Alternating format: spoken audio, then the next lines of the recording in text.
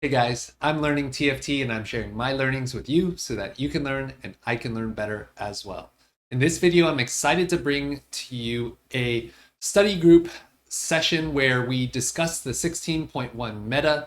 This is part of the TFT Dojo study group, a group of, I think it was around 6 to 8 of us challenger players in the study group where we followed the lead of Mastamao, who put together this 16.1 meta analysis, and a bunch of us kind of talk through the pros and cons, openers, when to play each comp, and just kind of asking questions and bouncing ideas around for each of these comps. So with that said, I hope you enjoy this video.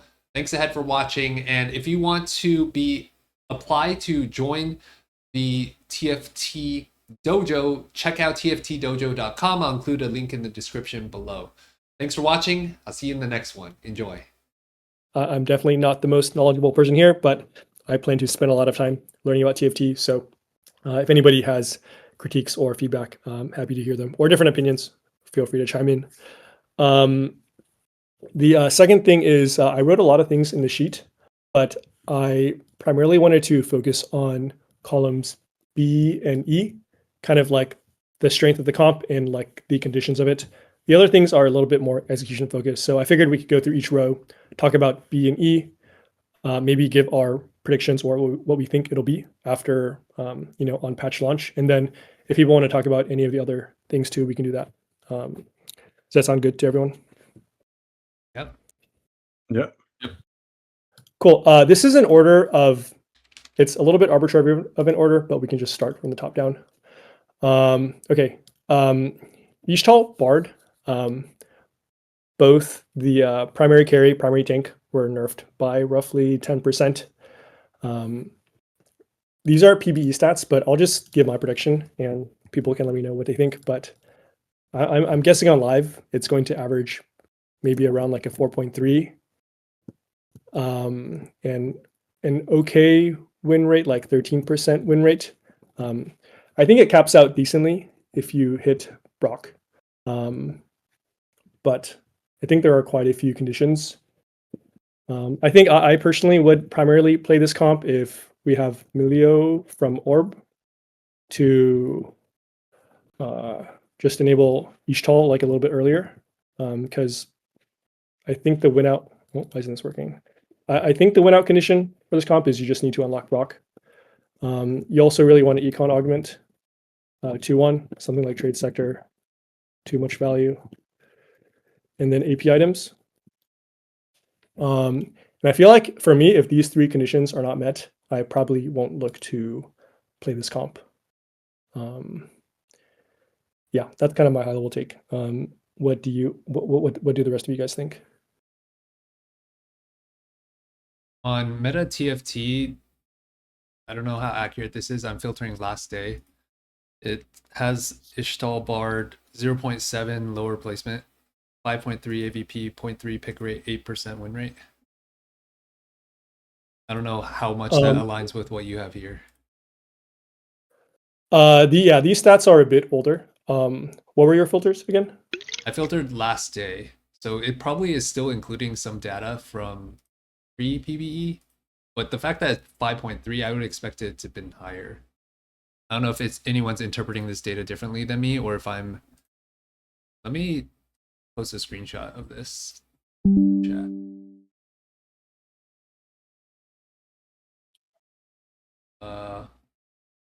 Let me create a separate text channel just for this.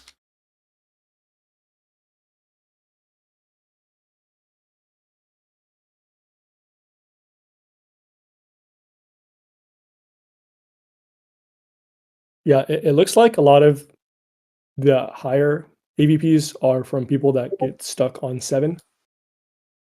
Can you guys see make this it a little new chat channel that I set up? Yeah. Yeah, I think the comp is still fine as long as you can hit Brock. But without Brock, I've played against it today. It does cap like significantly lower. At least that's how it felt to me. And I agree. I'm not down to play it without these conditions. I mean, maybe on launch day, of course, the lobbies might be a bit easier, but I don't think this comp functions that well if you can't hit Brock. And I think you need all of those things you mentioned to get to that point.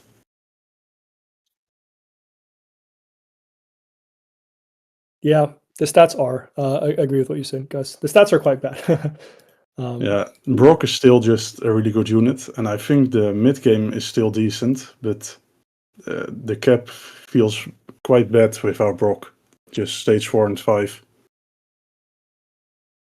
Yeah. I would think now assume- in play, you would need both Milio and an augment, not just either. Because if you only have Milio, then you can just play 3 Ishtal and play around what you hit. And if you only have Econ augment, then there's probably another reroll comp that would be better with no Vi Nico. Because they got heavily nerfed. Yeah, makes sense to me. Is there a variant of playing Ishtal with Brock without rerolling Ishtal units? That is There is supposed just a normal like lose streak type board. I mean, you don't have to lose streak, but it's around Invoker, I think. I mean, that board's quite good. Because these Yeah, stats I think- look pretty bad. Yeah, but it's also hard to get the Brock. It's again, I think, just a Brock check. If you can't hit Brock, then it's terrible. But Brock is a really strong unit. Is this the best supporting cast to play with Brock? I think usually it's some Invoker board, around four Invoker, I think. I don't know it too well. I've only played it once or twice, but I mean, I've seen people just playing 2 itemized Brock once and both dealing insane amounts of damage. But he did get nerfed this patch, so I haven't seen him yet. But I don't know. Brock is, so far, in my opinion, by far the strongest unit. But it's also by design, because it's really hard to hit or to unlock him.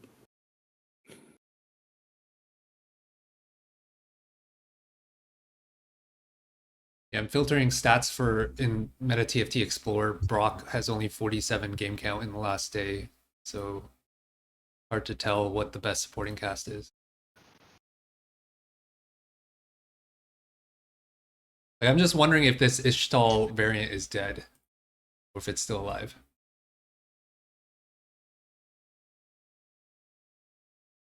Where are you seeing the 11 games or the 72 games, whatever number you said? I went to Stats Data Explorer PvE current patch last day. Okay. I see 11,000 games on my screen. The second drop down, if you filter that to oh, mine's showing different filter.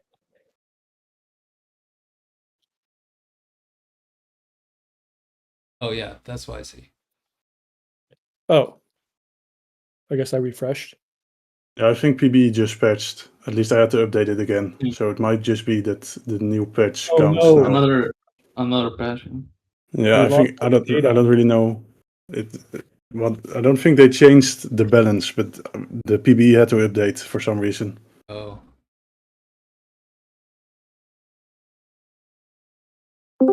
Well, that kind of sucks. They also had a notification of the servers going down for 2 hours, which they usually don't do. So I think it's just maintenance to the servers. Nothing balance related. okay. Yeah, okay. Yeah. Did anybody have anything else to add to what Gus said about the Invoker Ishtal board? I think if you can read the 550 cash outs, you always go for it, because this gives you Milio 3 and Brock 2. Yeah, I Either haven't. gives you- yeah. Sorry, go ahead. It either gives you like a Radiant TG with Fawn, or it gives you Brock 2 and Milio 3. Yeah, 500 is significantly worse than 550. I also saw that. It's it's kind of insane how much more you get for 50 more points.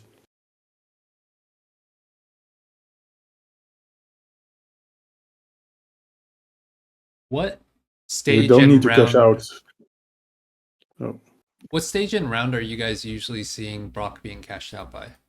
If you can get to I mean, 500, you don't have to cash out for Brock. You unlock him just by getting the points. You don't need to cash out. So I've seen a lot of people just stabilizing off Brock and then cashing out when they have to. But I mean, sometimes you have to cash out when you unlock him because it's going to be late. Usually, at the earliest I've seen him is around 4-2. What about average? I think mid stage 4, assuming 4-2 to 4-5, but that's if you had Ishtal on 2-1, I guess, and it depends on the quest. Some quests are just way easier than others. Okay, so what's the latest that you guys are willing to put in Ishtal and go for Brock? 2-1. Yeah, I think it needs to be 2-1. I don't think it's any later, and it's not going to happen.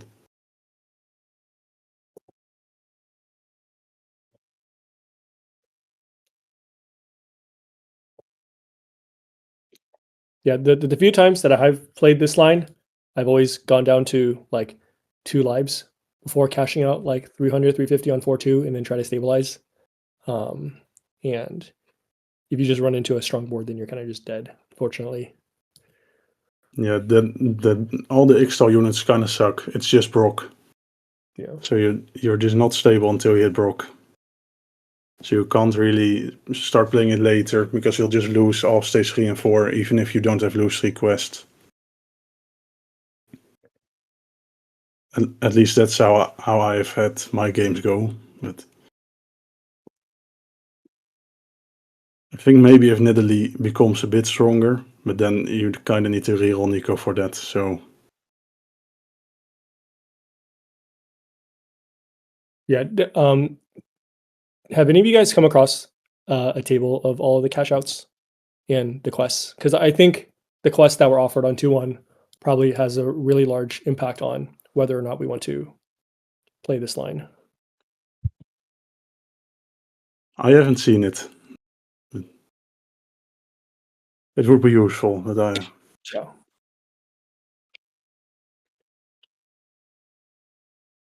Okay.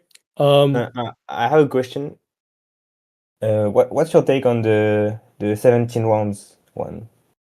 Because that I don't really play Ishtal, so I can't really comment on Ishtal. But the only time I played Ishtal, I had this one, so I just played like full tempo with 3 Ishtal and like Slayer stuff like this, because it doesn't ask you to lose or win or anything.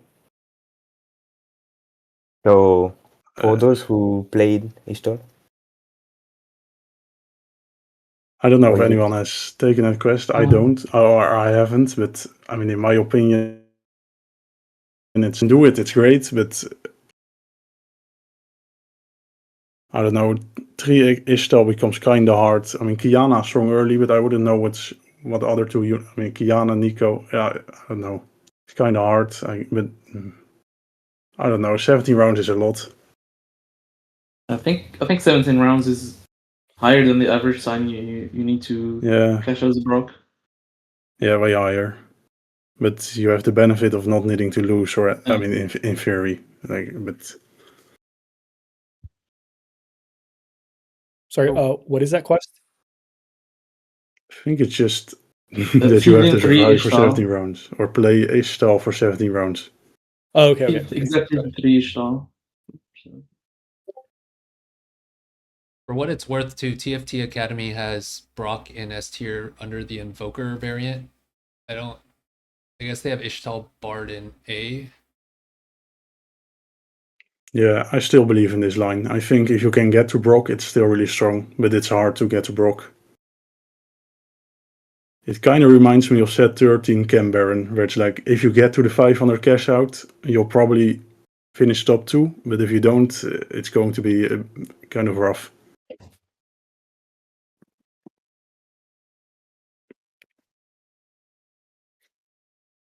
Yeah.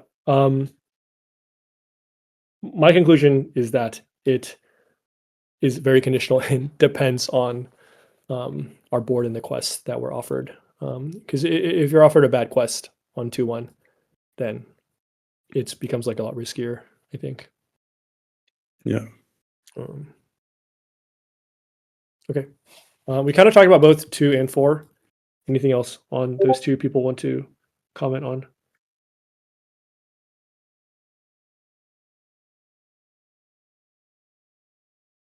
Okay.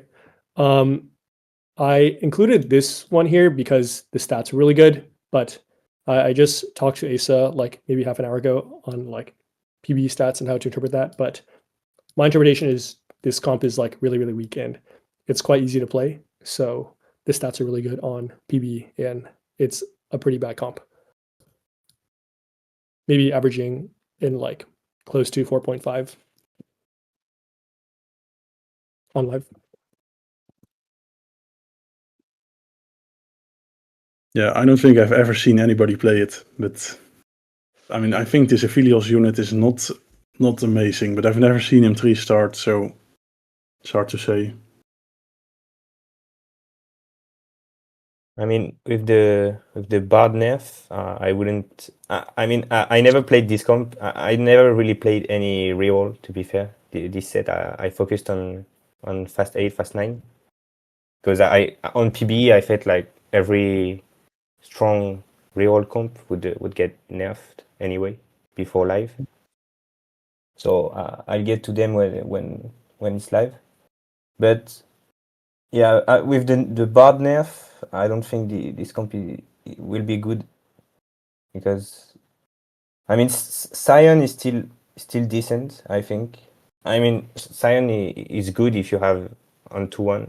You can just stack and he can even be your tank late game, even 2-star. Like as a tank, not your only tank, but in a front line he's pretty good. But as the main tank, he can get a lot of HP. But I mean 5 costs are so strong. When you're against a Mel and a Silas, I don't think this comp can really do anything. I played a game of this earlier today on the new patch, and it was like a very easy top 4. I got second. Of course, the lobby was probably super weak. I think this is super dependent on you hitting ahead of tempo and getting a ton of, like, I think my Scion got up to like 9,000 HP or something. My guess is on live it's probably going to be like right now it's 4.0 with a 12% win rate. My guess is on live against challengers this is probably like 4.5, 4.6 with like a very low win rate. But if you're in a spot where you don't really have a good angle for anything else, it's probably like a pretty reasonable top 4, top 5 play.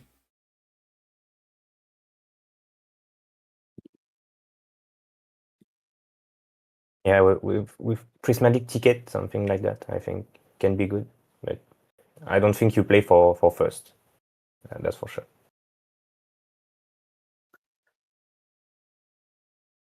Cool.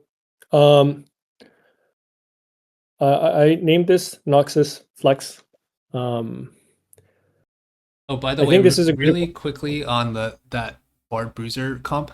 I think one thing that's actually really important is you need to hit what is it called? All your 1 costs to 3 stars. And if like you need to have like basically 5+ 3 stars. And ideally cap out with, if you can cap out with Volley 2 and Senna 2, that's the situation I think you can potentially win out, like the very rare case. If you can get both the 5 costs to 2 stars and be able to leverage them, and you have like all your 1 costs and 2 costs 3 starred. But the odds on that I think are like extremely slim. Yep, makes sense. Thanks for clarifying that. Cool. Noxus Flex. I think it seems like most people agree that this is still one of the highest cap 5 cost flex comps. I didn't put any stats here because it's quite conditional on like being able to go fast 9 or stabilizing on 8 with like HP and then going 9. I've played quite a few different variations of this. You can activate quite a few different traits and carry different like 5 costs. And it seems like at least TFT Academy thinks that the disruptor version is still the highest cap. I don't have a strong opinion on that yet. But yeah, I don't have too much to say about this. Anybody have any input?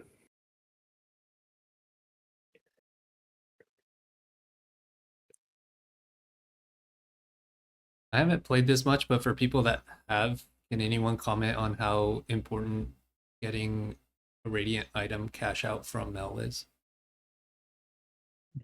Before nerfs, it's not important at all. The Mel unit did insane amounts of damage. I mean, I played it a bit today. I mean, I felt the nerfs, but I still think it's the highest cap comp in the game, and the Radiant item is just a bonus. If you position well, then this Mel unit kind of feels like Seraphine from the current patch, but without having to play the 6 Bastions to buff the damage. It's, I don't know. She nukes the entire board after she casts, and the Radiant item is just a nice bonus. I've never cashed out a Radiant item. So I think I've done it once, but Yeah, same. I mean, Mel I haven't played her after nerf. Before nerf, she was so strong. I still felt like if you have a duo carry, it's pretty important. But I mean, every comp has duo carry, even 3 carries now, with the amount of good 5 costs. So it's not really an issue. And yeah, you can. I mean, Noxus is so good because you can basically play anything around. Also because Swain is just like maybe the best unit in the game. So can just play anything around Noxus. I think the Mel variant is still the best, but honestly, we might see a lot of new stuff happening. Also, Noxus and Void have a lot of traits in common. So if you have a Void start, you can easily just play around that. So yeah, I think it's gonna be still one of the best late game boards to play around.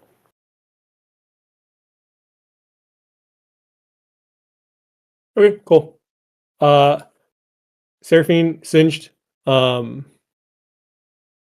I think this seems to be not quite playable anymore. Yeah, it's the the stats seem to say it's completely dead. Just not a thing anymore. I mean, I tried it one time today. And, I mean, the heal on his ability it's just gone. His damage is gone. He's nice for applying the anti-heal, I guess, but I don't think this is a comp I'm very happy to play anymore. Singe 2 now is worse than Singe 1 in the previous patch. Yeah. I mean, it's one of the biggest nerfs I've ever seen. I think it's yeah. I mean,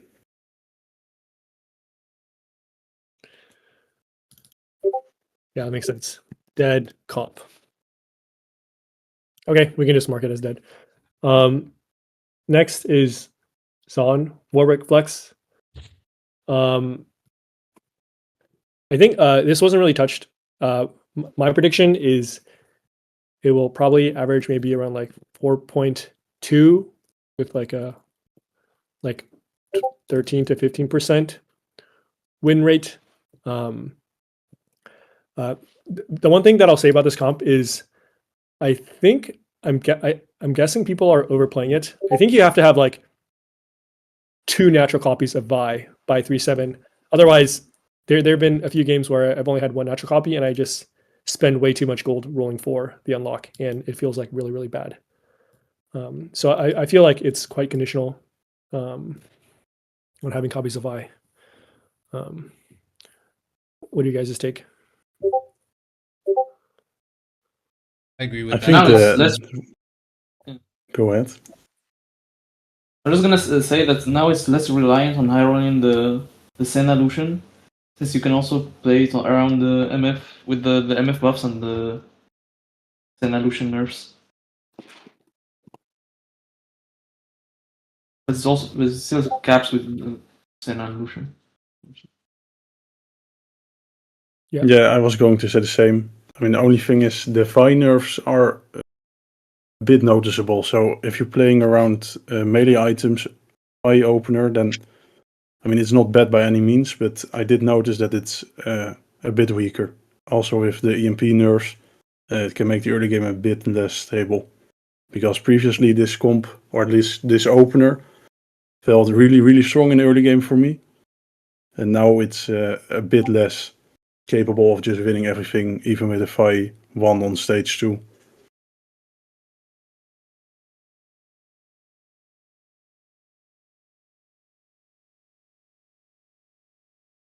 One thing I'll note for this one is reinforcement is really good with it. I guess that just generally applies to any 4-cost unlock.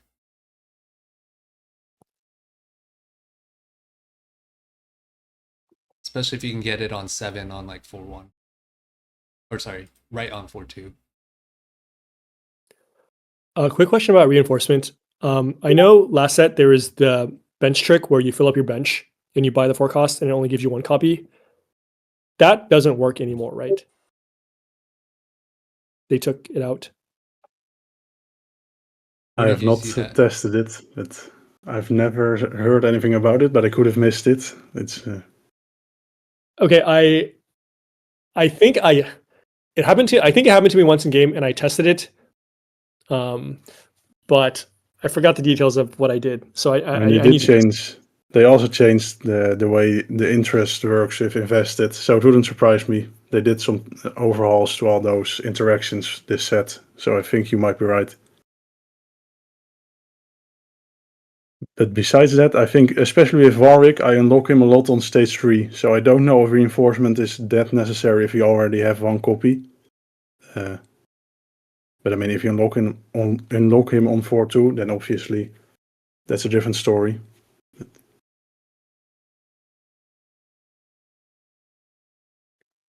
I mean, one thing I would want to talk about is, what do you think Vi and Nico are going to be now? Because obviously they are nerfed, so they are less strong individually, but I think they'll still be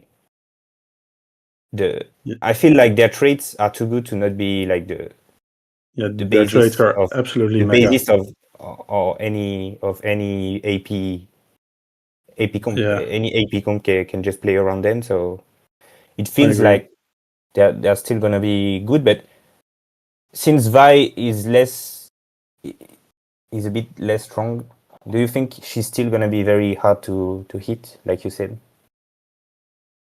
to unlock Warwick? And even for one of the comps I've played the most and had the best results on is Piltover with T-Hex. I know this comp.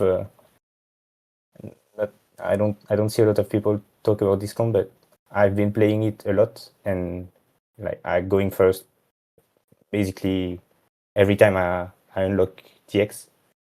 So it feels like in the right spot, if you can get to Vi and get your things done, it's still gonna be very good. But to talk about Warwick, so do you think Vi is still gonna be as hard as she is now to hit naturally, or just to hit?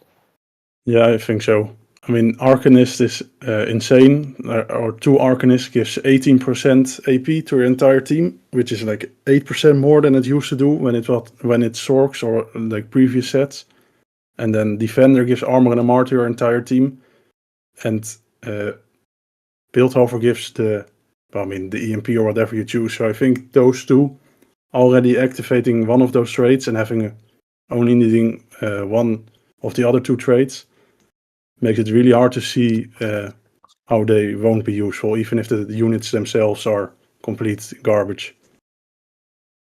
Yeah, true. So basically, Swain, Shiv, Nico, Vi still gonna be the basic, and with Tariq most of the time, still gonna be the basic frontline for any AP comp.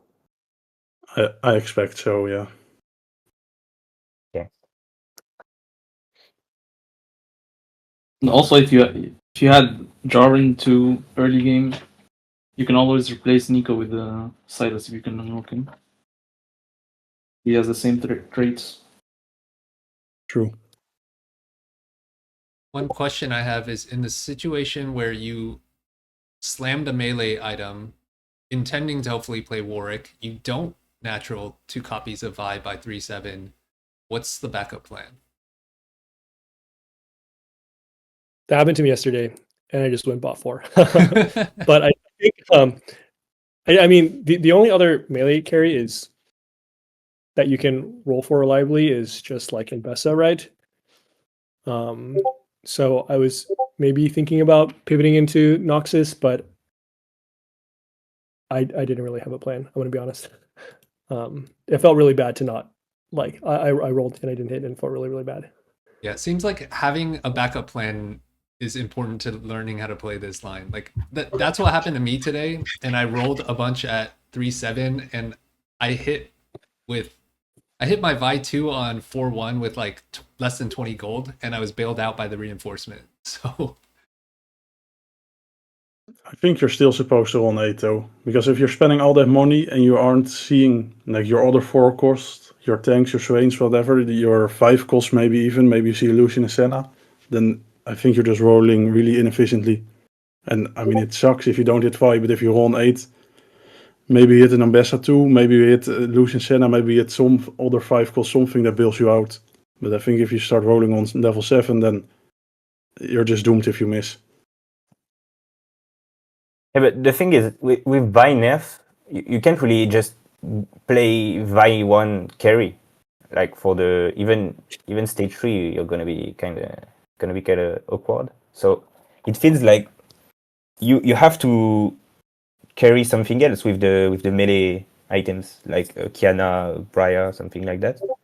So if you have this already, can't you just play into Slayers if you miss?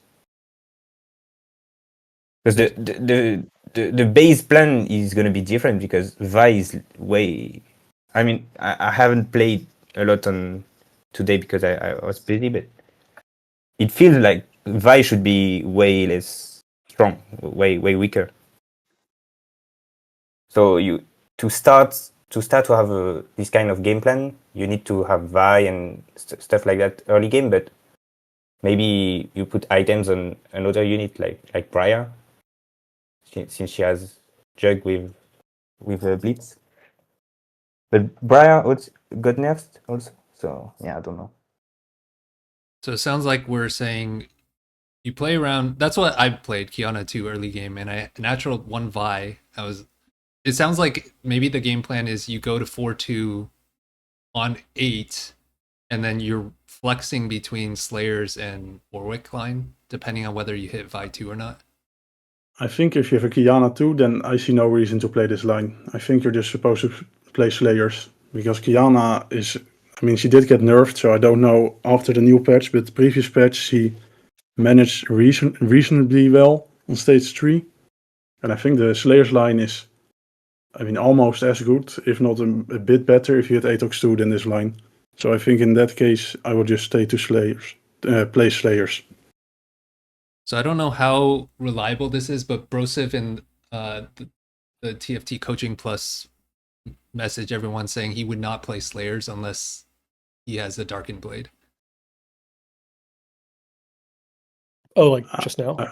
I'm not going to claim that I'm better than Brosef, but in my opinion, at least the Belfef variation caps quite high. You can get to Mel, you can get to Azir, and it's, I mean, Belfef is really strong in stage 4, so I quite like the comp still. Or maybe that wasn't in TFT Coaching Plus, sorry. It might be in the other, his Brosif Academy. Yeah.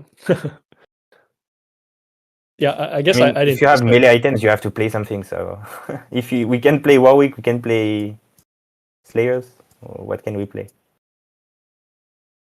Yeah, it's really those two, right? Yeah. Yeah. Ambessa kind of sucks, and she's mega contested. It's so hard to hit her 2-star because everyone wants to cap out with Mel, so you can't reliably carry her. I mean, the other things are pretty situational. Like if you hit Azir, you can still unlock Renekton and then put it on Renekton. If you find a Shyvana, you can just put it on Shyvana. Usually, if early game when I have some melee items, I just slam, and then if if I get more AP items next, I just play around AP and put this on Shyvana when I get to her. Or Ambessa with Swain. So, I mean, melee items can be easily used in AP NP lines, I think, but still, as a game plan, still gotta play around Warwick or Slayer.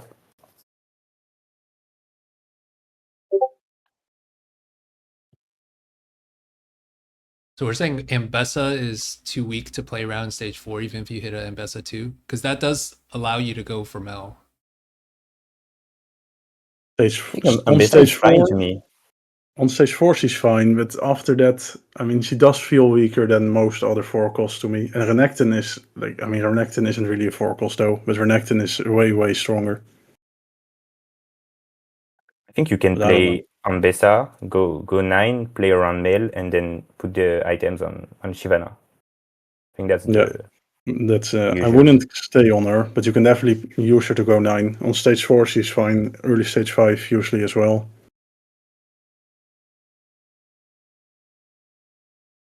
Also, I think Yeah. maybe Ambessa has some placement things that we don't fully get yet, and maybe she's gonna be better when we get. Sometimes I see some Ambessas go on the back line after some rotations, and then just murder the back line. So maybe there's some things we're gonna discover about Ambessa.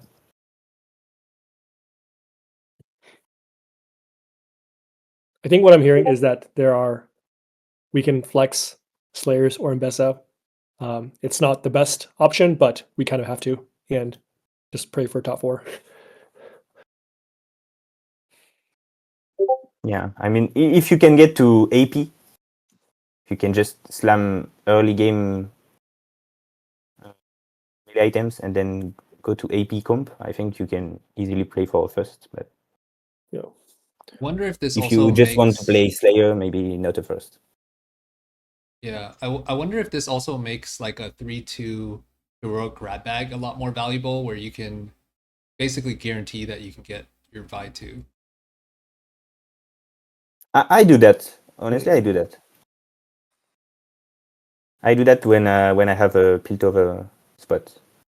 So I can just hit Vi, Loris, Caitlyn, and stuff, and then find one Seraphine and unlock T-Hex and go to 9. My reaction was I'm not too happy about Vi 2 carry stage 3. I feel like melee units fall off pretty hard, like on 3-5, or even like maybe 3-3 when people like scale up their backline frontline a little bit more with like items, or like 3 frontline, 3 backline.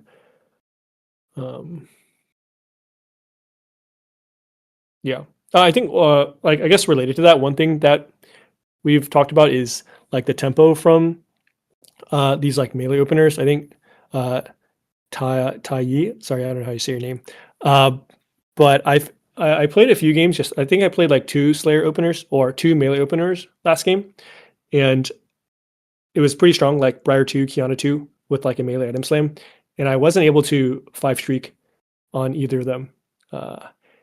And I think for both games it was like a nerf diff. Do you guys still feel like?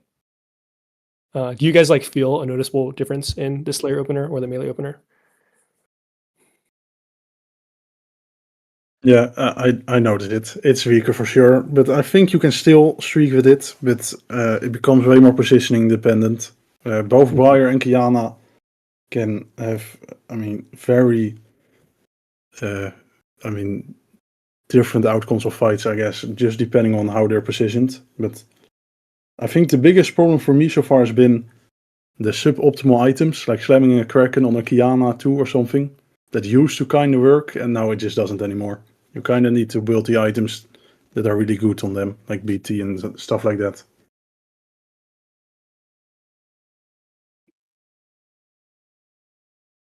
Yeah.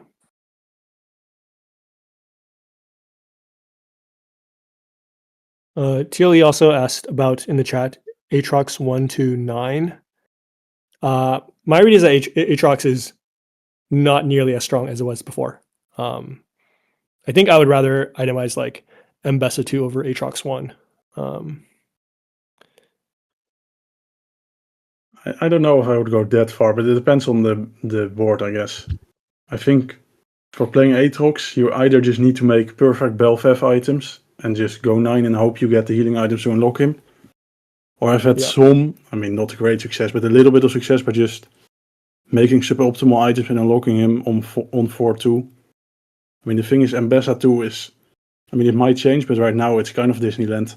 Everybody's rolling for her.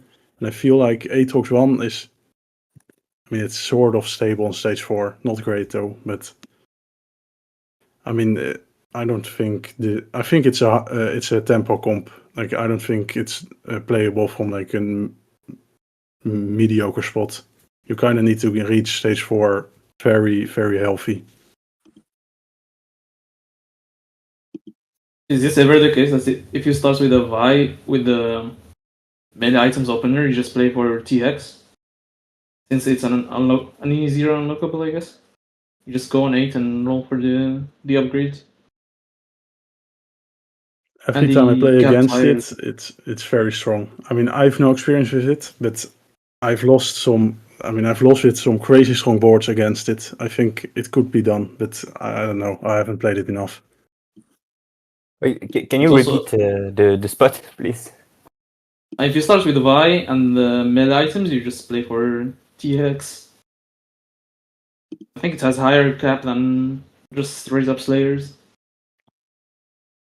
I would say yes, but I think personally, I think the best spot to play TX is not really with melee items. I think it's possible, but I feel like it's if you have Caitlyn items or Seraphine items and you unlock Oriana or things like this with tank items. That's usually how I go with the TX comp. TX can hold full damage or some melee items like BT, stuff like that, but I don't know if you have Titans BT. I don't know. I wouldn't play TX with that. Yeah, Asa posted earlier that T-Hex best items are like traditional AD damage items, not melee items.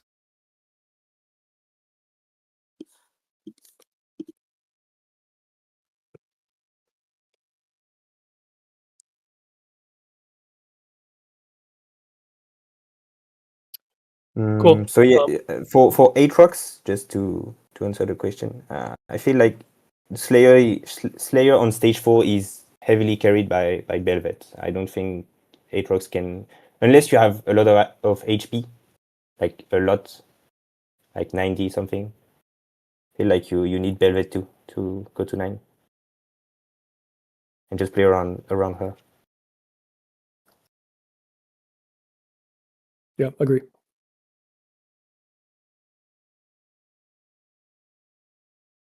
Going back to kind of what I said at the beginning, does anybody have a different live prediction on the relative strength of this Warwick comp and I guess Slayers, because we've been talking about it a lot?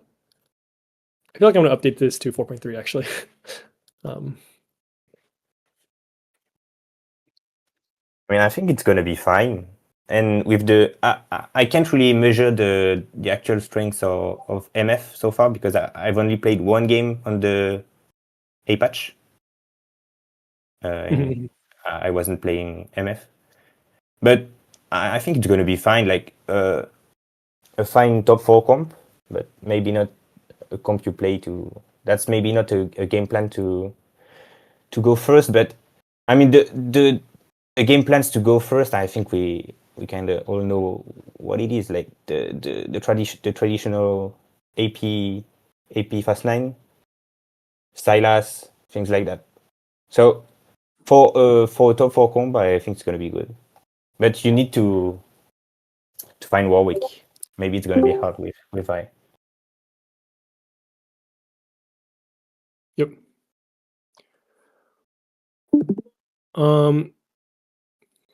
Cool. I guess we have 15 minutes left. We have a few more to go over.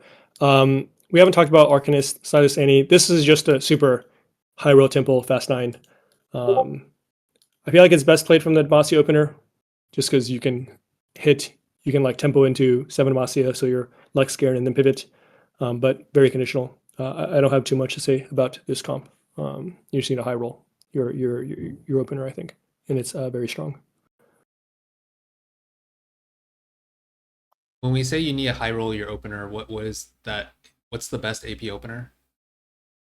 Or Demacia specifically? I thought it was best played from Demacia because it makes your mid game like your board scales pretty well through stage 3 if you just add on more Demacia units.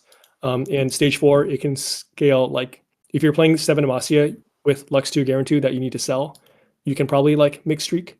So that was my intuition. There. Because a lot of the feedback I got from my unit analysis is that Sona is not a consistent enough carry because it lacks single target damage, and maybe some of that has changed if melee carries aren't as strong. But it seems like Cog and Anivia maybe more consistent in killing units than Sona. I don't know what people have seen. I don't like Kok either. I think Kokma is also not great. I think, in my experience, I've only had success with an early Ari copy. I think if you don't have Ari, then it becomes kind of rough. I mean, I don't like Sona at all. I think on stage 3, she basically does nothing. Even on stage 2, I'm having a really hard time winning fights with her.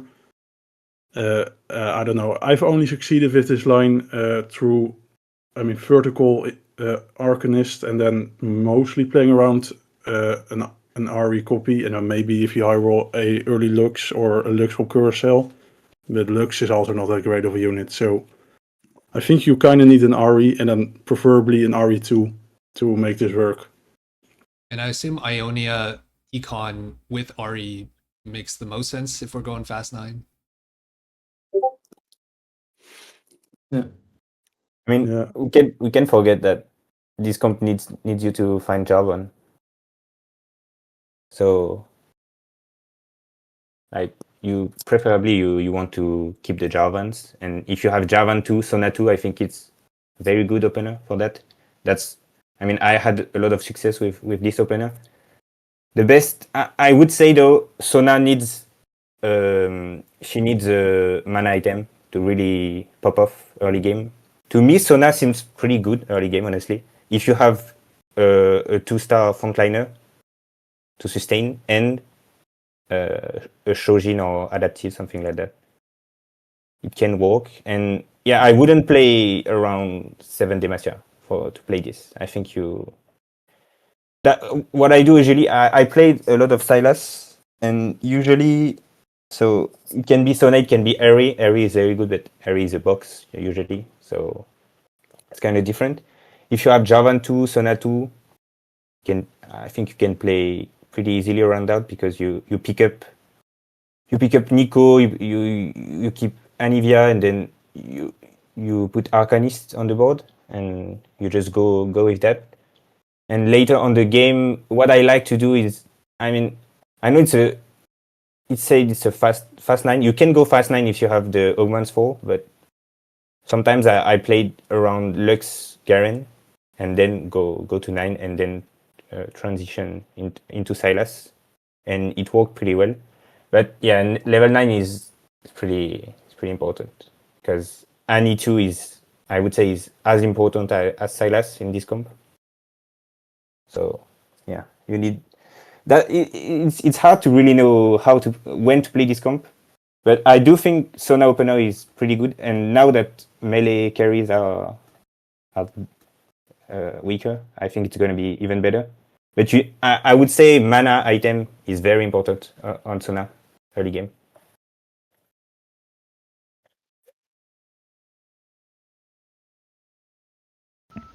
I think Sona opener might even be the strongest opener right now because Demacia buffs and then the Slayer nerfs on top of that. Like if you upgrade Sona with AP, it actually seems really strong. And then it's also very flexible, right? Because if you can't go 9, then you can just play into the Freljord Invokers line instead.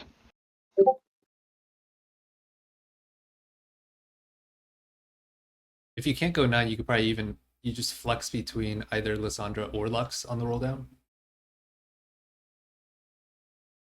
Yeah. I don't think you want to play around Lux. I think if you're playing around Lux, it's going to be rough.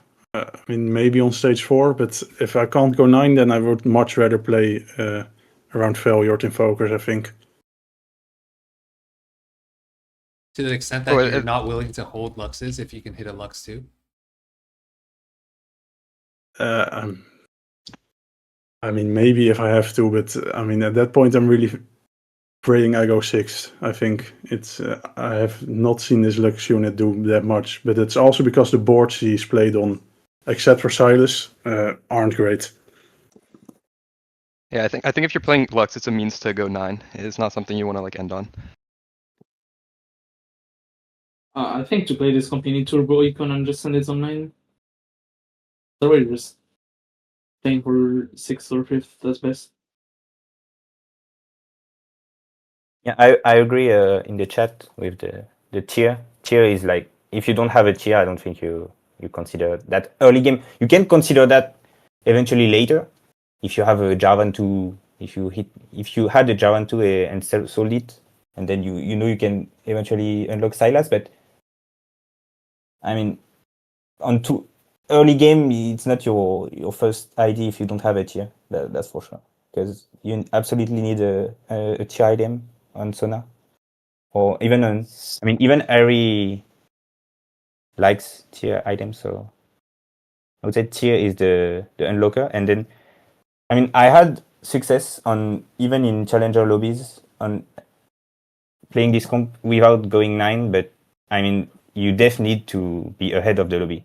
So I don't know the best sequence of augment for that. Maybe icon, then item, then icon, or icon, item, something like that. Because items are, I think the TG prismatic is very good in this comp because you have a lot of. We can TG Tibers, you can TG Shivana, we can TG a lot of things, and just.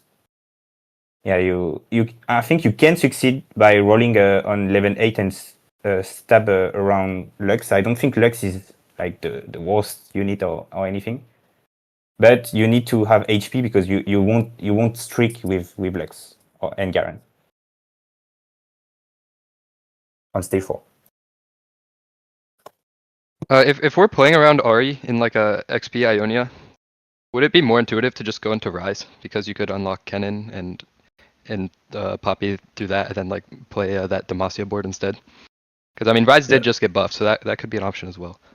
I tried it today, but I mean the server crashed, so I mean it felt great. I got to stage 5. It kind of worked. I mean, Ari is just really, really strong. Ari 2 is, I mean, you're going to struggle on stage 4 a bit. I mean, but I mean, it depends how strong Rise is nowadays, because needing to wait to level 9 makes it so you probably are going to bleed a lot of HP on stage 4. So you kind of need this Rise unit to hard stabilize you, even if you don't hit Rise 2 instantly. But I mean, I tried it. It felt a lot better than last patch, but I'm not too sure if it's like consistent enough.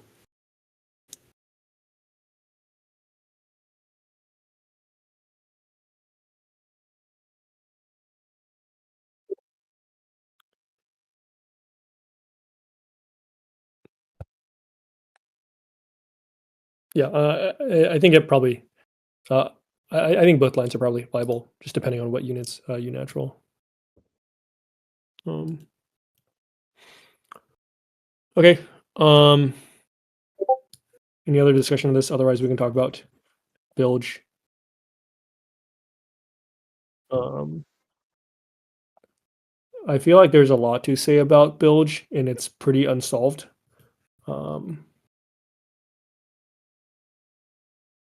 Not sure. Maybe we can start with this gunslinger line because Arcone, you brought it up earlier. Oh shit, fuck this up. This is basically like the 4 gunslinger Bilge line where we try to unlock the T-Hex. I think I tried playing this a few times, and I feel like it's like impossible to play. Like you need to have tempo bilge, you need to unlock Ori, and then you need to roll for your Piltovers and then unlock the T-Hex. I don't know. It's very, very strong if you can get there, but I don't know if other people have experience getting to the board more seamlessly. When I said I played a lot of TX, I didn't mean this board at all. I never played this board. It feels so hard, so expensive to play this board. Maybe I saw Wajan play it. Obviously, when it's Wajan, it looks easier, but I mean, it still looks like so. It's such a different gameplay, honestly, from like what I'm used to play. Holding a lot of things, it seems so expensive. When I said I played TX, I played like just to unlock TX and then go on 4 Piltover and play around AZ, play around Azir, play around Brome, Frontline, stuff like that. Yeah. But okay. yeah, this comp I didn't play, but it feels hard, but obviously it's very strong. Because Bilge, it just gives you 3-star for free for any unit, so I mean, sounds pretty good. Yep. The only read that I have on these variations is that Graves TF is probably the weakest one. I think maybe the ordering goes from like Gunslinger, 4 gun to, or 4 gunslingers equal to tempo fast 9 bilge is greater than Draven GP Nautilus is greater than TF Graves. That was kind of my read on the relative strength of these bilge variations. I think TF Graves is really good if you have a Lich Bane on TF. And I would only play it if I already had the Lich Bane. Oh, I didn't even consider that. That makes sense. Yeah, I mean, I think for all the builds for other comps, it's just so important that you're ahead. You need to be ahead.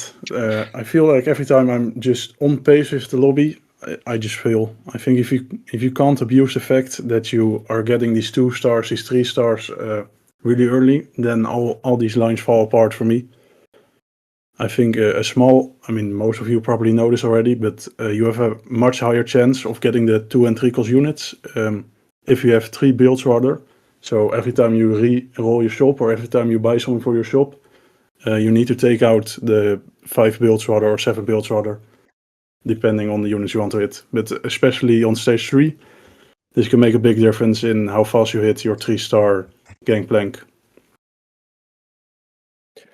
Yeah, I guess hearing you talk about that, maybe it might even be quite conditional on our first build shop. Like there have been some build shops where I load in and I have a lesser dupe and I have like a GP from Orb, and in my first build shop is a GP and lesser dupe, and that feels like averaging a 2. But sometimes you have some like really shitty build shop and, like what are you gonna do with it? Yeah, I agree. I think I've had so many games where I just can't find a single GP in my shop or in my build order shop, and you just fall behind and you hit your 2-star when you're supposed to have had it for multiple rounds, and I really don't like the line any more than any of these.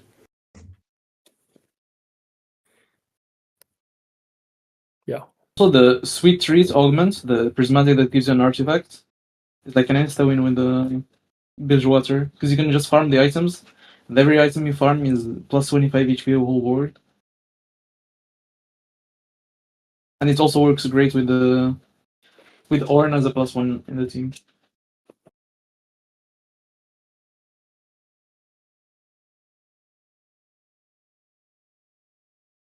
Cool. I was hoping for this to be an hour, but if people are down to keep on talking, I'm down to kind of just go through some of the rest of these. Down. Yeah, I'm down. Okay. Kalista. I actually haven't played very many games of Kalista, so if anybody else has a read on kind of the relative strength of things, my guess is it would just be a decent 4 cost comp, maybe averaging around like 4.3. Okay win rate. Maybe a bit worse than Warwick or Slayers. What do you guys think? In my opinion, if you have a Shadow Isles opener, like you should probably take this line just because it guarantees that you're playing something uncontested. And then like Viego is very strong mid game, and then Viego's strong early, and then you can move stuff over to Gwen, and then have AP items for Thresh later because you're pretty much guaranteed to unlock them.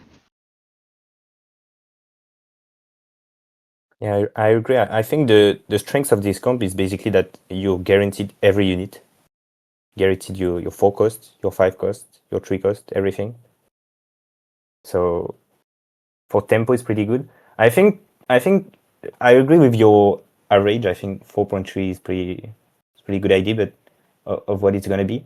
But I think this comp can cap super high, because every Shadow Isle unit is tied to a 5 cost in a way, and so you have a lot of possibilities if you reach 9 to just create a Giga board.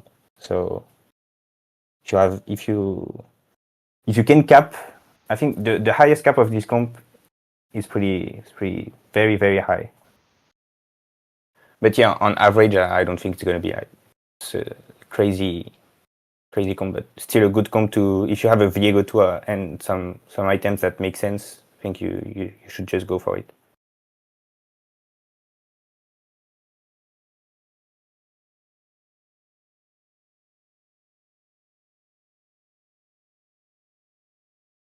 What are we thinking is the best flow for item slams, since the items for Viego are very different than Kalista? Like, what have people found is the most successful? If you had like something like Pandora's and could just choose your items, what would be your optimal setup?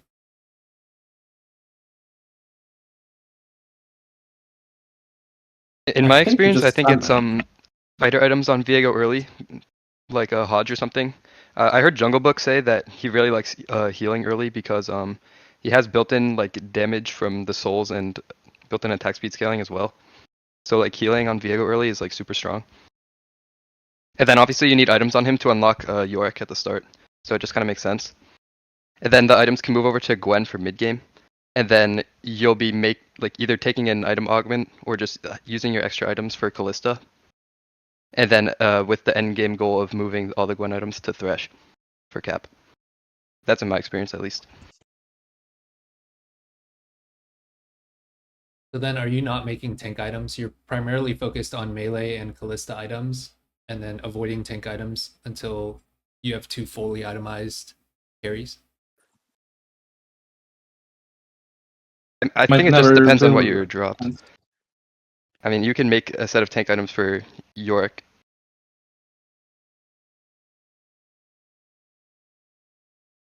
Because if you go melee tank, you're going to be far away from 3-item Kalista. Yeah.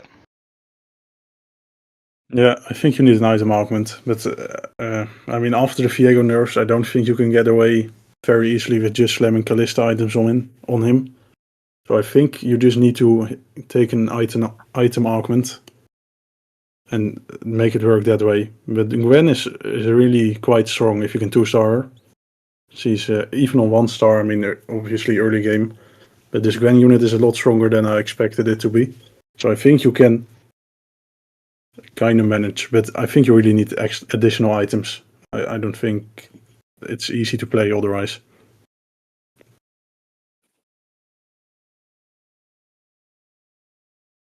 And so with the nerfs, it sounds like you're not expected to streak early game unless the lobby's weak. Like probably the tempo is like mixed streak. If you hit Gwen 2, then maybe you're somewhat strong in stage 3, but it sounds like in almost all circumstances you're basically not going to full streak unless you're like super high roll and the lobby's weak. I mean, if you can get the snowball rolling, I guess. I mean, you do keep unlocking units, right? So it's like you've one round, you have Yorick, you win, or if you kill a couple of units, you get Gwen. It can, I mean, especially if you can get to Gwen early, I think it could still win early, but I mean, it's hard. After the Viego nerfs, I think you do kind of need melee items to win early game.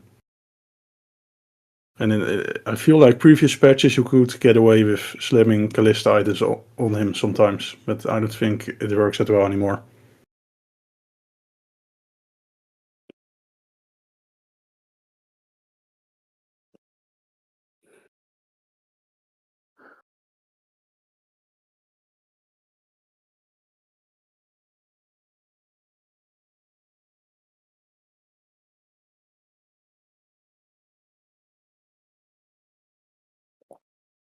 Cool. Anything else on this line? Okay, let's move on to Yunara. This is the comp that got like triple buffed with Yunara. What's that guy's name? Wukong in Rise, if you fit him in on 9. It seems like it will be quite strong. Like averaging, or that's my best guess. Yeah, and you can. It seems like you can play it from a variety of spots. The only issue that I've ran into is unlocking Kabuko in Kennen in the Freljord version. But there are also, I think there are also sufficient other variations to play, such that shouldn't prevent you from angling this line. So I think the conditions are if I have like Kraken, Rageblade Slam, or even like maybe an open bow, I'm happy to like angle this line. What do you guys think?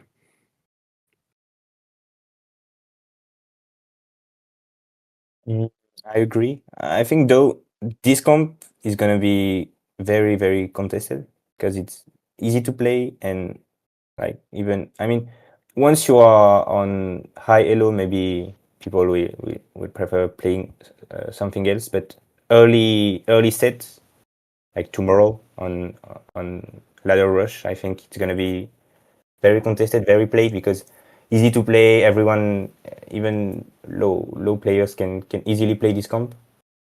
So yeah, and the Ginzo comp usually are pretty popular also. So and it's also the best way to play Ginzo because Yunara is the best Ginzo user right now for cost.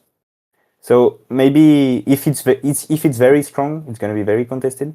So I would say definitely only play that if you from AD Ginzo start. I know since Lis is in the comp, you could think maybe you can just play it even with AP items. But with AP, I think there's a lot of things that are way better. But I think it's gonna be good. I can't say for sure. It was good before the nerfs. Now they've been buffed, so should be good. But it's a comp. We could be surprised, honestly. Maybe it's not gonna be that good. Honestly, I can't really know for sure. It's gonna be easy, so Yeah. can be farm top 4s. I think it's a bit like MF Warwick, but easier to play. Yep. Agree. What's the tier list for the Ionia traits? I assume Econ is the best? Or have people experienced how strong or weak the other ones are compared? With Yunara, the extra auto one is good as well. If you're not playing around Yunara, it's mostly XP and gold.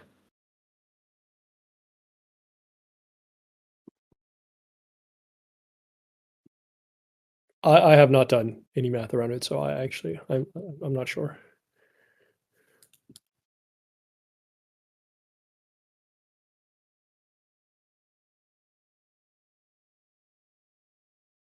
Except for it's definitely not the reroll one. Yeah. And I think Path of Spirits really wants you to play Vertical Ionia. So it's probably not Path of Spirits, not Transcendent. And all the other ones seem decent. Yeah. I think if it's not Path of Blades, and then you don't. The final board does not include Yunara. You just drop out of Ionia and play like Kindred, Senna, and some other 5 costs. Okay, yeah. Yeah, I guess 3 Ionia is just 2 components, or a little bit less than 2 components. Or I guess if you stack up gold, maybe you can get like 3 components worth of combat. Which, yeah, I'm not sure. That seems okay for a 3-piece. But yeah, dropping out could also make sense. How do we decide Sneaky. between flexing the vertical variant versus the Freljord variant?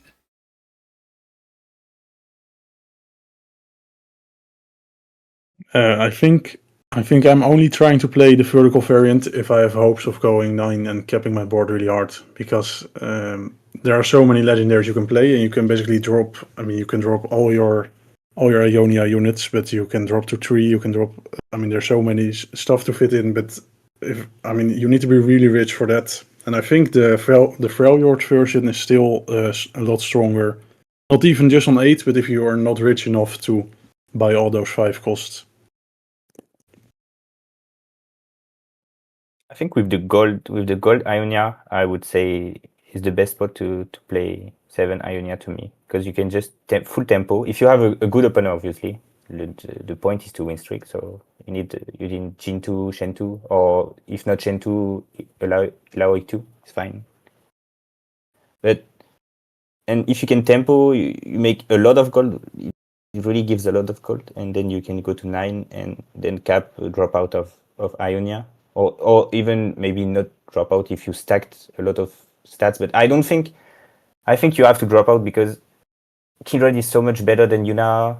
You can play Senna, you can play basically any legendaries. So, but I would say the gold one gives you a good chance to just go 9 and cap around that. So with the gold one, you can play both, but maybe that's the one I would say I could play around 7 Ionia. But honestly, it just depends on what I hit on level 8. If I roll down on level 8 and find Wukong 2 and all the Ionia stuff too, maybe I would just play 7 Ionia and then try to go to 9.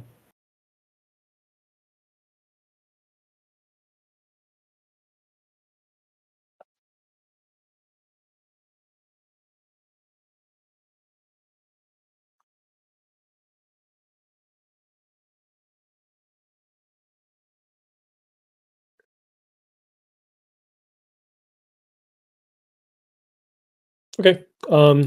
Anything else on this one?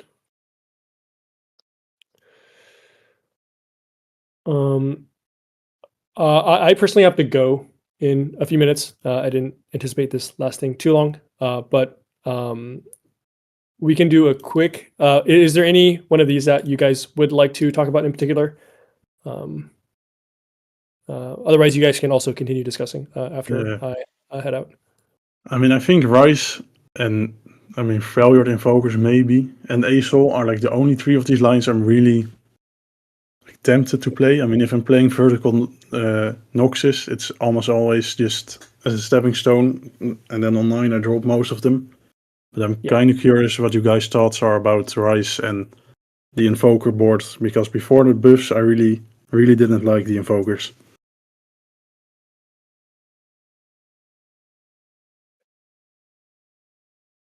I thought Invokers felt good. If you play it from a tempo opener, I'm happy to play it on level 8. It seemed like pretty comparable to the other 4-cost comps that we talked about, like Warwick. It didn't seem like a lot weaker or a lot stronger. I didn't get the sense that it capped super high, or either I didn't cap it right. But I do feel like the cap is pretty conditional on unlocking Volibear, and if I don't get like a Warmox dropped, then sometimes like that just doesn't happen if I'm slamming tempo items. But I personally would rate this kind of like high B low A tier, something like that.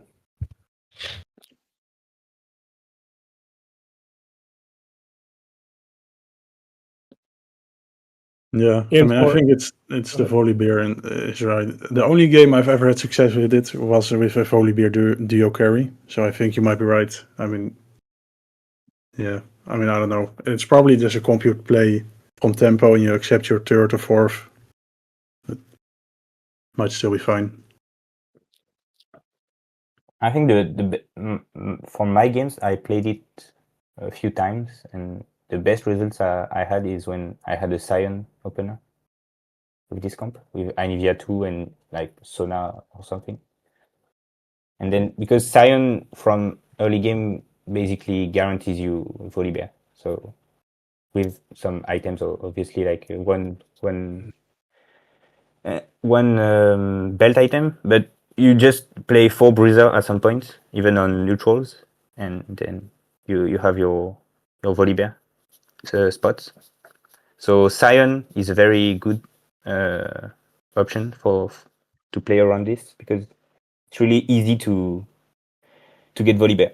And eventually the belt overflow can always be an option if you have if your game plan, if you feel like your game plan is to play around invokers, maybe you hit a Lissandra on level 6, things like that, and you feel like you have to play around that and you want Volibear. I mean, belt overflow is basically a free Volibear. So, and it's still pretty good item augment, I would say. But yes, Scion is very, very the free Volibear, basically.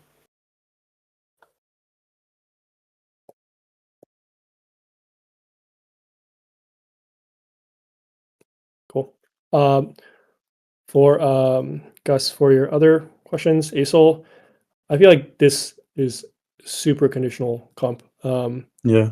I mean, it's a bit of a Disneyland scenario, but I do think you're supposed to play it some games. I think you need to keep an eye out for early Leona copies and stuff like that. Because I've had some games where you just hit Leona 2 on stage 2, and I mean, I know it's nerfed, but I don't believe it can be that bad, right? I think it's still definitely something that even can win out from the right spots.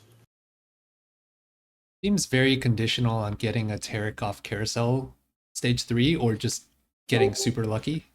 Or have you guys found a bit more consistent way to pull it off? I've never even unlocked Asol, honestly. Like I never felt like it was the spot unless just gamble on level 7 my Leona and Tarek, but I never had a game where I felt like it was an Asol game. So I can't really comment on that. Yeah, I don't think Asol is that good right now, in general.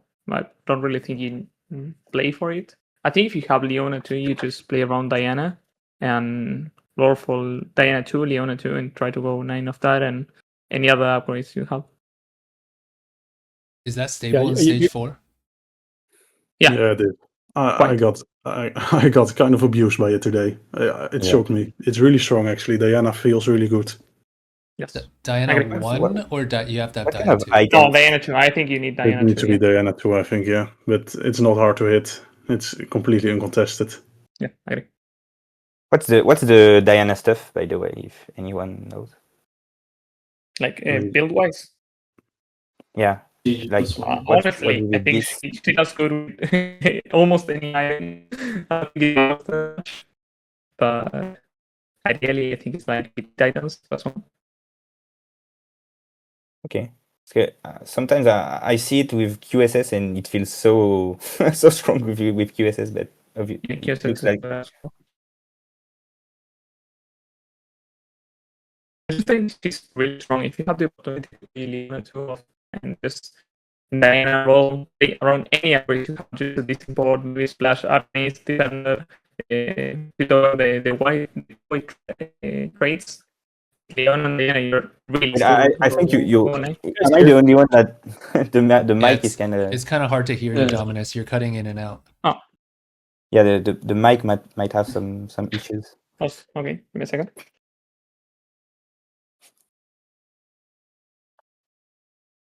Is it better now? Yeah. It sounds like Yeah. it's Okay. way better. Okay, good. Don't know really what was happening, but I was just saying that if you have Leona too, I think you just need to roll for Diana. As I don't know who said it, but it's really easy to hit. You're uncontested most of the time. Just play around the other team-wide traits that you have: Arcanist, Defenders, Buildovers if you have a good one, and it's pretty free to go 9 and just cap off another board. I don't even think you need to end on Diana too. If you have enough money, you can just go Renekton, for example, and he uses pretty much the same item. So yeah, I just think it's really good if you hit Leona to stage 3. So what's the latest you're willing to play Asol then if you're playing around Diana in stage 4? Because Asol really needs time to scale, right? Stage 4, No, it's already too late, I think. I think you need I think to you never Terra play on it. stage So that's 3. the thing. I think Terra on stage 3 is like, I'm willing to play it. But the problem is he needs very specific items. So you also need to have his items. So that's why I'm a bit confused on the line. I don't think it's a line, at least for now. Yeah, I mean, you're right. The Diana line, might just be Diana. I think you're right. That seems really strong to me today. Yeah, in serious lobbies, I never see Asol being played. And I think Asol is going to be a problem for the balance team, the whole set, because if he's too strong, he's going to be like, people will Giga gamble at level 7 to just win for free. And if he's not strong enough, he's just never going to be played. So it's going to be a tough one to really play around the whole set, I feel like. I think if you have Pandora's bench, you could angle towards Asol. Because you're basically guaranteed Asol 2, Tarek, and Diana 2. And Asol 2 just stacks way faster than Asol 1.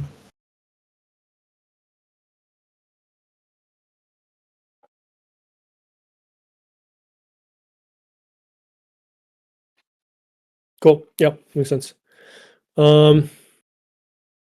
Sweet. I have to run personally, but I think you guys all have the link to the sheet. So if you'd like to continue to discuss, feel free to. This is really useful for me personally, so appreciate you guys all coming in and sharing your thoughts. Yeah, thanks for same, setting it this was up. Pretty useful. Yeah. Excited to play on live tomorrow, finally. Yeah, I'm excited too. Hopefully, see you guys on the ladder. Yeah, see Okay. you. Yeah, I'll Sounds see you. good. Goodbye. See you all. Thank Talk you. to you guys Bye. later. So anything else someone wants to talk about? There's one thing I wanted to share, since we talked Yeah. about it with Xander, and we talked about the Silas positioning, because we felt like most of the time you want Silas to beam. At least that's how I feel about him, because obviously you can have some spots when you want him to stun, but it feels like the beam can just solo win a fight, because it can legit just one shot the carry, especially if the carry is not 2-star, of one of the carries, like a Senna 1 just gets. Yeah, and it heals the most, I feel. Like, just because it hits so many units, I feel like the beam is what heals him like way more than the Garen ult.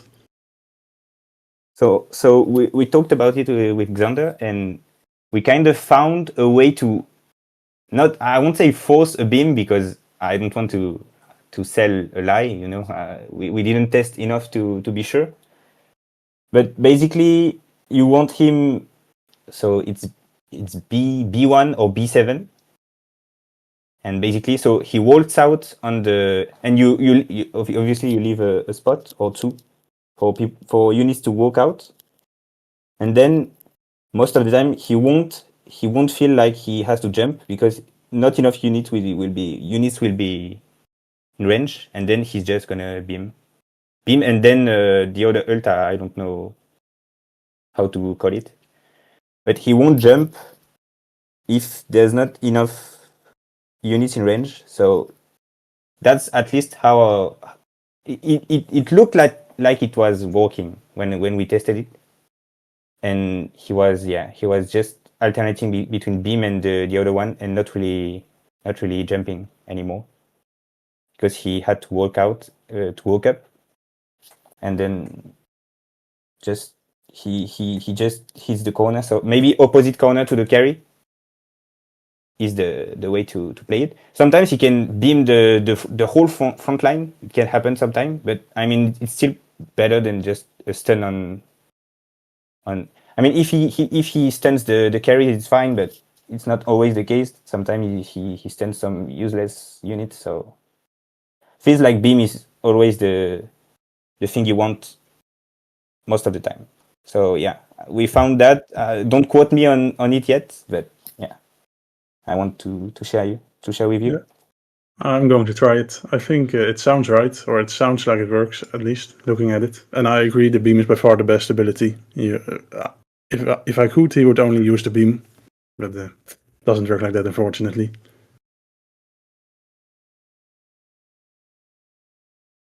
Yeah, the beam is just OP. So OP because, I mean, yeah, just one-shots stuff sometimes.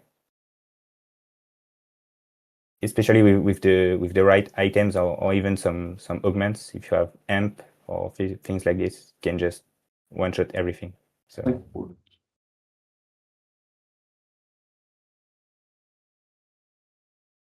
I'm curious also what you guys think of I think someone mentioned in the chat, like what to play from Lost Streak. Because I guess in the past, if you're lose streaking early, you would lean into some reroll line. But now reroll, I mean, all the comps we talked about basically are not reroll, right? Like everything is you're pushing levels. So what's the game plan if we have a bad opener?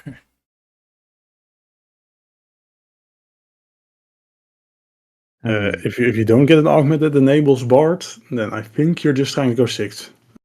I haven't found anything this patch, at least. Last patch, Sins was really good from Lost Streak, but I mean, I don't know. I feel like all these comps want to go 9, but to go 9, you don't really want to roll an 8 that much, which you can't do if you don't have the HP. So I haven't found a solution. I think just try to play Bard, or I mean, try to go 6th, I guess. What about comps that rely on solid 2 costs or 3 costs to roll a bit on 3-2 or 3-5? And then I've saw people. Yeah. Oh, I've saw people playing Draven with Lost Streak, like the Draven GP line. Oh, that might be playable. Yeah, I haven't seen that one too much. But, I mean, it's a reroll line, so that helps. I think it's maybe doable. But I mean, I don't think many of the level 8 and 9 boards rely on 3 cost all that much. So I think if you roll on 3-2 or 3-5 and are still planning to level, you're just going to fall off a cliff around the end of stage 4. I mean, maybe there are some units that I'm forgetting here, but I'm not particularly impressed with many of these 3 costs in the late game, at least. yeah, I feel like I'm not sure, but the way it was successful for me to lose on stage 2 is to set up things right to eventually just things get better on stage 3. So I would say you just keep your pairs. You keep your pairs. You make econ eventually. If you have a lot of pairs, maybe it can be worth it to not always make econ and pray to hit your pairs to limit the damage, and eventually just maybe just not lose streak in the end, because if you stay weak, you're just gonna stay weak the whole game, so it can be a little risky. But if you want to lose, so you can just pick up items and eventually you make full econ, and then on after the first neutrals, maybe just some you go 6 and just hit some rolls, or 5 if you have a lot of 1 cost pairs. But the idea would be like, if you lose stage 2, you need to be stronger on stage 3. Like there's no way you can just full lose the whole thing. So I don't know what's the best, but it just feels like you can't lose both. I think I would even say stage 3 is more important to win than stage 2. So I would say if you can sack stage 2 and use it to win stage 3, then that's something you need to do. But I'm not sure how you do that yet. But it doesn't feel like you're doomed if you don't have a good start. But definitely it's very, very difficult. But I think it's still doable. But you need some luck at some point. Obviously, it's TFT. Yeah, because also the system changes now that stage 3 you take, what was it? How much base damage? Is it 7? No, 6? I think it's 7, yeah. I think it's I think it used to be 6 then and now it's 7. Yeah, it used to be Okay. 6 and now it's 7, I And think. then stage 4 is the same or lower? I think it used to be 9 and now it's 8 or something like that. Oh no, it used to be 8. So maybe I'm wrong. Maybe it's stage 3 used to be 5 and now it's 6. And then stage 4 went down 1. So it should be 7 now. I think that's it. Because it used to be 8. Okay. But the main problem for me is the increased cost to level 8. Like, if you don't have HP, like leveling on 4-1 is so expensive now. So you're just going to lose 4-1 most of the times because you're almost never rich enough to 4-1. That seems to I indicate to think me that if ideally- you're losing stage 2, it seems like you have to roll a little bit on 3-2 to stabilize, and then you go 8 on 4-5 maybe. Yeah, I mean, the thing that made Singe great was that you could unlock him so early. Like, the ideal scenario is that you find one 4-cost that isn't level locked, and you unlock them, and that carries you through stage 3, right? There are quite a lot of 4-costs, I mean, not a lot, but there are a couple of 4-costs that only require you to be level 7, or don't have a level requirement at all.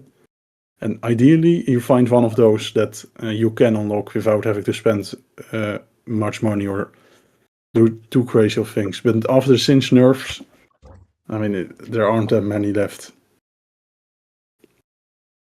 So I don't know. I mean, Maybe the I mean, Warwick just- comp is actually a viable lost streak one, because if you roll on 3-2, you can get the Vi2, and then rolling on 4-5 is not as bad if you're rolling for a 4-cost that is uncontested, because it's gated by a lock. Maybe that's like the formula for how to play from lost streak, is only play 4-costs that are hard to unlock. I think Warwick is a level 7, or am I mistaken? Yeah, it Mistaken. is. It's And level 7. besides that, you have to be really think careful 7-7. because this fire unit is so contested. I mean, this sounds like something that can go really wrong because sometimes there are already 6, 9, whatever fights out at the start of stage 3. So it's really easy to miss Vi, I think, if you try to roll for her. But I mean, yeah, I wouldn't do it until 3-5 and on level 7, I think, because rolling and then not hitting the Warwick is kind of. I mean, if you need to do it, you need to do it. But it's I don't see a way to make it out after doing something like that.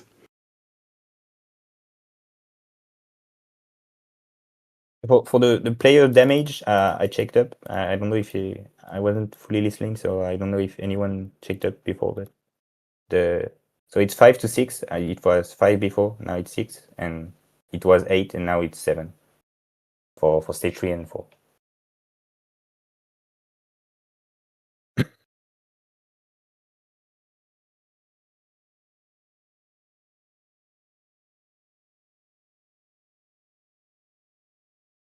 But something I wanted to ask, I don't know if anyone else had something to say about the loose streak, but I mean it can be a bit linked, I would say.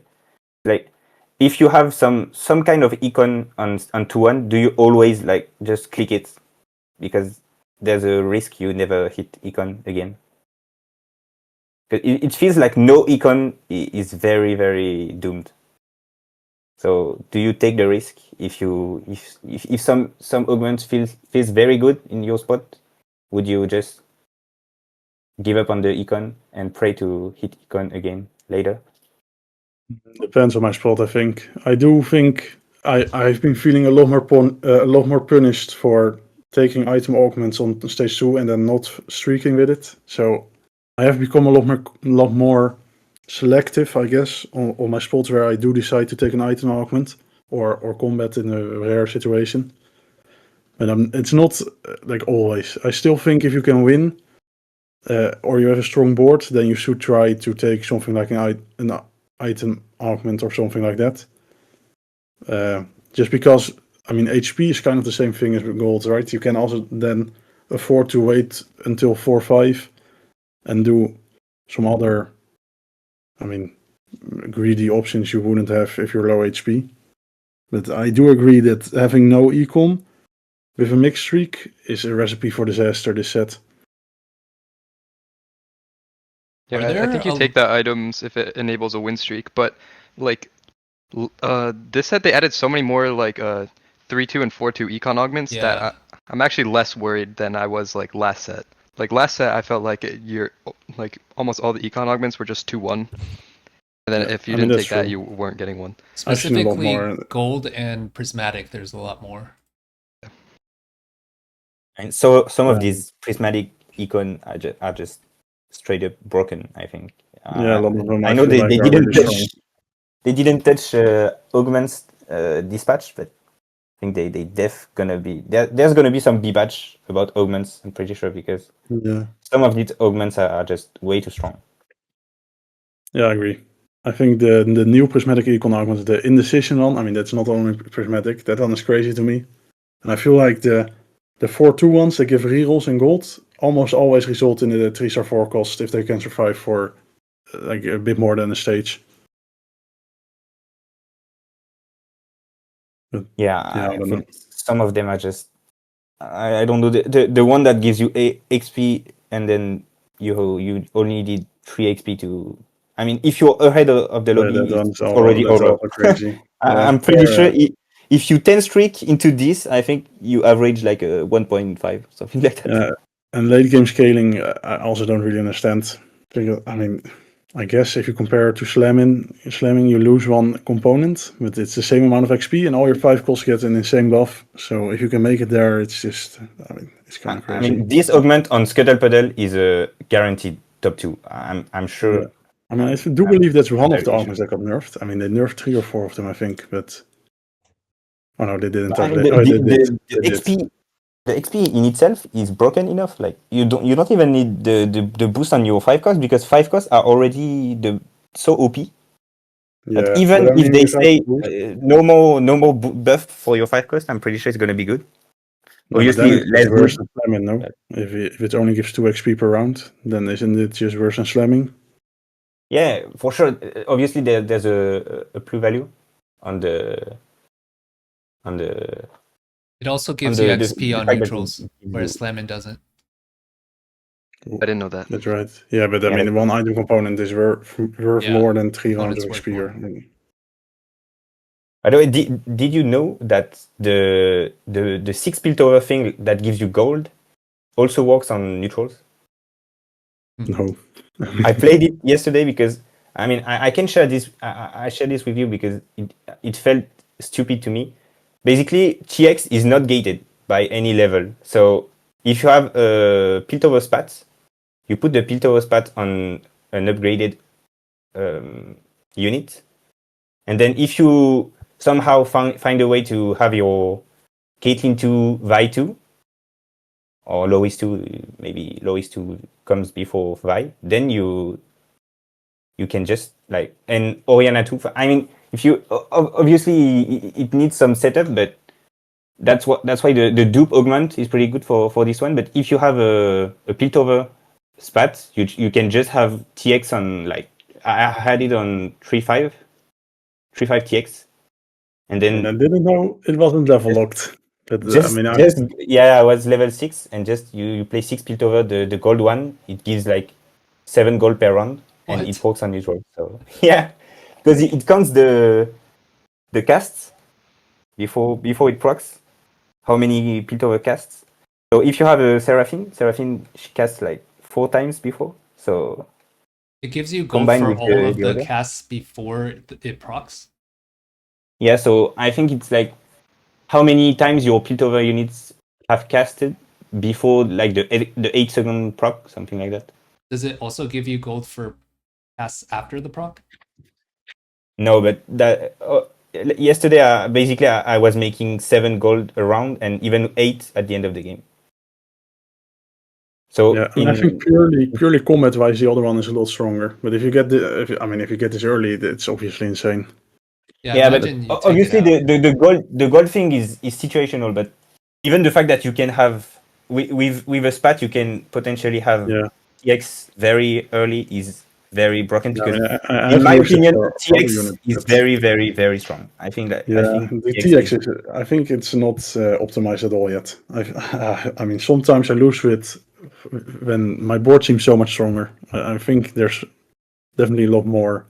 I mean, I don't know if it's just not optimized or if I just don't know. But, I mean, honestly, okay. for TX, I played like I think I played 10 games of TX and I went first like 9 times. For the How are you positioning the T-Hex? I'm positioning the TX right behind my main tank, and I give him Oriana most of the time for mana regen. And he needs he needs a big tank, and then obviously a supporting cast like a Seraphine 2 is fine, but it can be a Senna 2 late game or Azir or even Xerath. I think I have a screenshot of the comp I play around TX, and this comp I went first like every time I played it basically. So I do think it's pretty strong. Obviously, it wasn't always some challenger lobby, but Are you trying to position T-Hex same side enemy carry or opposite side enemy carry? And are you preferring middle or side? I position TX side personally. And then But- what about in relation to enemy carry? Mm, I think it can be same side. I think it can be same. Honestly, it's not the most important thing in my opinion in this comp. I think the most important thing is to have one big tank to protect TX. It's kind of the first time I played it, I thought he would function as a tank, but he doesn't at all. You do really need a big frontliner. Yeah. You play it. You play it B row. Never put it frontline. Never. TX is not a frontliner. I see a lot of frontline TX. I don't think he works like that at all. And then you need a big tank. So what I do most of the time is just Braum, because I mean Braum is very solid. And you play 4 Piltover. You drop Vi and Caitlyn. I don't think they do anything on this board. You can potentially drop Oriana and play Vi, and then if you have like a Garen 2 on your roll down, you can just play Vi Garen and drop Oriana. But Oriana feels good to me because eventually you can just put some invoker and stuff like that. And I think mana regen on TX is pretty good. But I don't think for the unit that gets eaten by TX, I'm not sure if it's the best way. It's just how I've been doing it so far. But yeah, and after that I just play around Azir. I don't think you need to hit Azir early. Just once you're 9, just put Azir on the board, because if you can get Xerath, for example, Xerath takes the Seraphine items, and Xerath is just obviously very strong. And after the changes, I found myself like on purpose is taking my carry out just so I can guarantee him. Because if he isn't the first one you unlock, it just becomes impossible. But that unit is so insane. It's but can't you just play Lucian Senna as well if you have additional AD items, right? Just duo carry Senna. Yeah. Of course, Senna is. I mean, she got nerfed, but I'm pretty sure she's still very strong. She's still strong. I mean, in my experience, she's still one of the strongest 5-cost. I still like her more than Kindred, although I mean Kindred has the ult, which can matter a lot. I mean, her passive is just the strongest 5-cost passive, so yeah, makes sense. I'm trying to find the TX board. Just I have a lot of boards, so. Talking about TX, I saw GoBuster who was playing Jin reroll with Bruisers into T-Hex. Like it looked pretty strong. Like he played this from no econ, unlocked Bard, 3-star Jin and Shen, And then unlock T-Hex as a duo carry for Jin. I I mean, think that sounds good, but how did he? Where he did might he have find played the it time against me as to? well. I can I think I have a vaguely screenshot. remember. I played against him a couple of times, and I think I've played against that exact board once or twice. But I don't know if it was him who piloted it. But I mean, I don't really like Jin. I mean, I think I saw this I don't really exact game, remember. but It's a wasn't long it like time ago. wasn't it like when he was rolling to unlock Bard, he just found like 6 copies of Jin or something like that? Yeah, Like yeah. I don't think this is a real line you like actually But like, take. I think he found multiple copies of Jin because he rolled on 2-2, not 2-3. Yeah, it's true. So I posted the board. I think this board is very, very. Basically, the only thing that never changes is Loris, Brom, TX, Oriana, Seraphine, and Lucian Senna. And obviously, you need a disruptor for Seraphine. So Azir is good, and then most of the time you're just gonna unlock one of the Azir mates, Shoimans. But after that, Zillian, I don't think he's on the board anymore. I mean, you can just play on. Actually, I think it's always on over Zillian because artifacts in this comp. I mean, the thing with this comp is basically the more items you have, the more if you have a lot of items, you basically unstoppable. This board with a lot of items is unbeatable because you have so many options. Lucian Senna is insane. Seraphine is very good. Xerath is insane. Azir with the right items can do stuff. And if it's Nasus is insane. Renekton is insane. TX is a beast. So anything that any of these units can basically carry you with TX. So yeah, with this board I would play on. You can always eventually play Nautilus and Shyvana. I mean, or even Swain if you want to play Swain. If you hit Swain too, I don't know. This board is very can be changed easily. For the Would you the other not options. drop to 2 Piltover? I mean, it's kind of awkward for the board, but I feel like 4 Piltover does relatively little compared to 2 and 6. I don't know Yeah, who it was, but I I think remember it's- someone talking about it. And like the 6 buff is really big, and the 2 buff is also like a big jump. But the 4, both the buffs aren't that big, and you're also not getting that much for playing 2 additional units. So I'm wondering if you could just drop Loris for Ornn and Oriana for someone, I don't know. It's a bit Disneyland, of course. You're mega rich if you can afford this, but I think it's possible.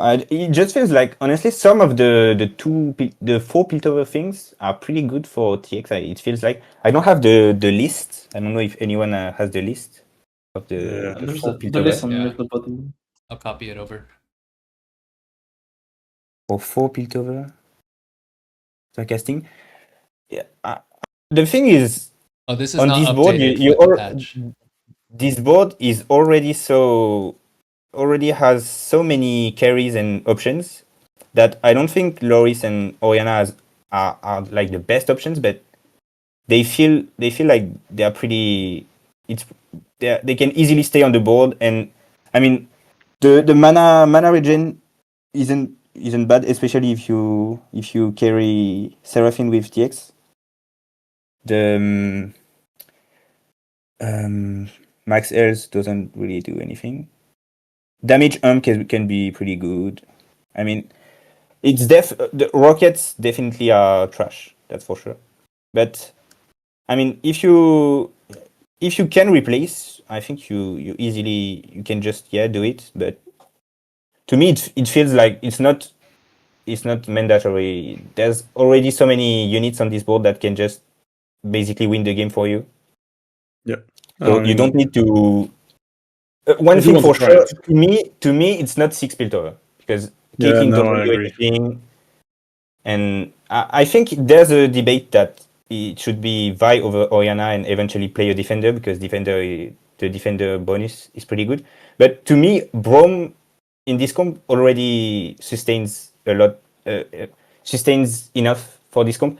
The damage on this comp is insane. Like TX is a beast, and every unit in this comp can wipe the board. So even just one tank is enough.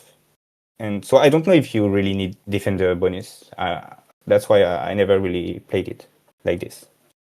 I mean, here there's Renekton, but if you have Nasus, he can be your second tank if you have other tank items. So, I mean, these both can be pretty tanky as well. Yeah, I mean, I'm TX is very curious to hard try to kill. it. Yeah, and I've never tried this board. It seems fun and strong. Well, I do believe that this TX unit is really strong. I think he's underrated, honestly. I mean, Yeah, for sure. he's good in there's the 4 gunslinger board. Yeah, but I haven't I seen think it on either. TX I just saw it. Yeah, but TX as a game plan, as your main game plan, I think it's very good. But it's very you need the right spots. I never play TX. I never angle TX if I don't have at least Caitlyn 2, because you need Caitlyn 2 to do anything, because you don't want to roll for 1 cost later. So if you have a Caitlyn 2 and just like 1 Loris, 1 Vi, you just put them on the board. You go with your game, and if you have a bit of luck and you hit some pairs and stuff like that, then it becomes a very, very strong game plan to me, honestly. There's always the risk you don't hit Vi too. But yeah, I don't know. Maybe it can happen, but it never really happened to me. When I want to angle this comp, usually it goes pretty well. But I would say you definitely don't roll for Seraphine 2. You just find Seraphine 1 to start the others, and you unlock TX and then go 9, because this comp on 9 is just ridiculous. How stable is T-Hex 1 on stage 4?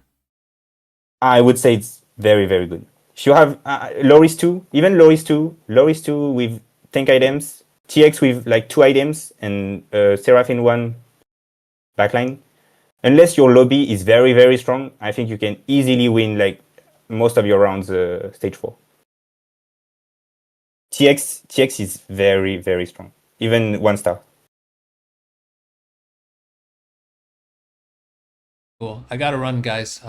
But this is good stuff. I'll talk to you guys later. yeah, I also gotta go. It's been fun. See you guys next time. Yeah, see you. See ya. Bye. Bye.